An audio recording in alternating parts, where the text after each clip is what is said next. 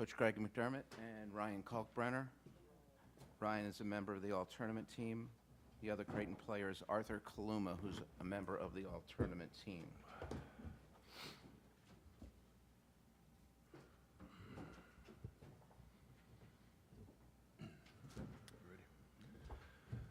As I just told the team, obviously we're disappointed we lost.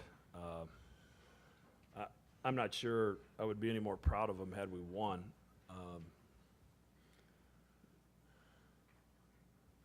Some of the best shooters in the world. We've got Kyle Korver here tonight. He's one of the best shooters in NBA history, and he missed about 58% of his threes. And tonight I thought we had some pretty good looks at the basket, and we didn't make them. And obviously Villanova's defense needs to be credited, but once we started going inside out, I thought we got some of what we wanted, and then at the end we got Gillespie'd.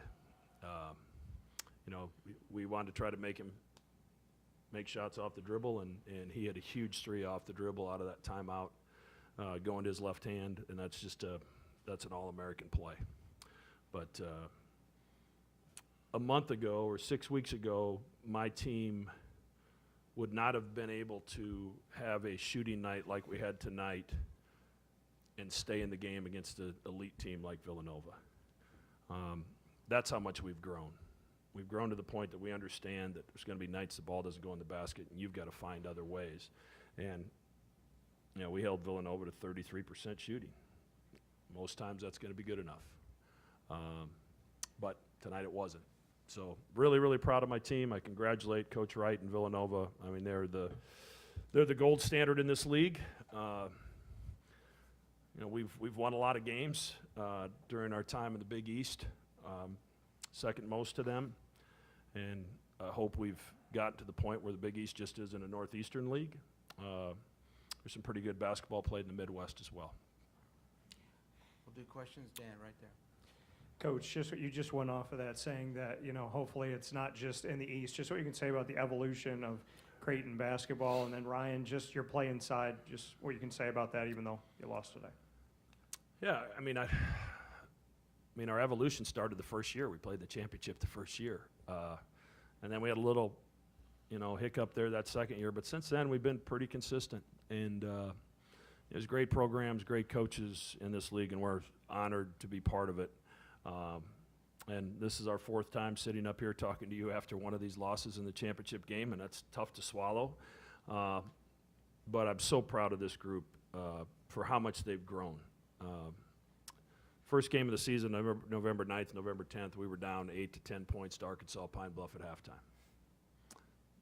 And from November 10th to March 10th, we're sitting here, and it's a tie game with Villanova in the Big East championship game with 2.5 minutes to go.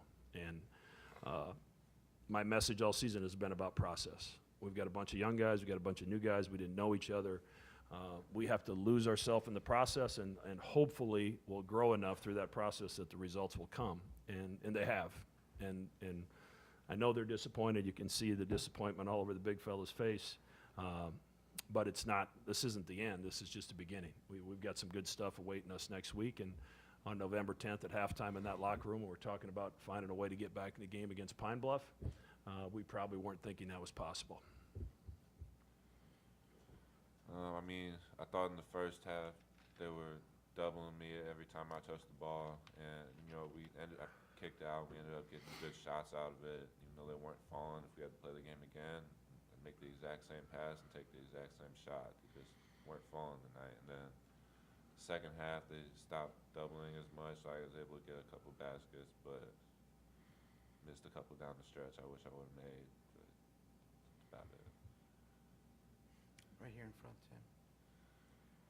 Ryan, usually, when you play a smaller team like Villanova where, they can go outside, a guy like Dixon can, be able to play outside, you were still able to really score inside at will. I mean, you almost had 20 tonight. What was working? I know you obviously got the size advantage, but, from a versatility standpoint, what was working for you to beat them and score almost at will?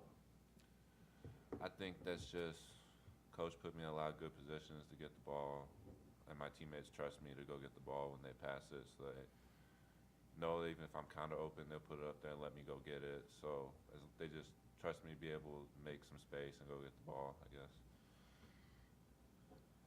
Do we have any other questions for Creighton? Right here, Pat. Coach, I was just wondering, obviously the three-pointer is part of the game. Is there ever a point in any game where you would tell your guys to get away from the three and really just try to focus everything on going inside? I mean, a lot of the threes were a result of going inside first, and then the defense collapsed, and that was kind of their, to Ryan's point, that was kind of their approach to the game tonight. But it's how we build our program, and I think you could argue Villanova's built their program much the same way. We want guys with skill, guys that can handle it, pass it, shoot it, and understand how to play the game, and we both have those. Most of theirs are seniors, and a lot of mine are freshmen, so it's different in that regard. But you, as a coach, you don't ever take away a kid's confidence. As soon as they don't think you believe in them, then why would they believe in themselves? So, O'Connell turned one down right before halftime, and I grabbed him on the way to the locker room, and I said, you need to shoot that 100 out of 100 times. This says let it fly on my sleeve for a reason. And obviously he anchors it in there, and we're going to get him touches, and the defense is going to react to where he's at in his posting, and that's going to create opportunities for other guys. And, Kaluma's shot it really good last night. Hawkins has shot it great all year. Trey Alexander's been playing great recently. O'Connell's been a 35 to 40% three-point shooter his whole career, and we just had a night where nobody could make one, and we still had a chance to win the game. So no, I would never tell my guys not to shoot it. Good job. Coach, can you just talk about the play of Trey Alexander? I mean, obviously he didn't shoot the ball well, but no one really did tonight. But the fact that, he still had 8, 5, and 5 and 0 turnovers, how impressed were you with him going the distance and playing that efficiently? I've been incredibly impressed with Trey.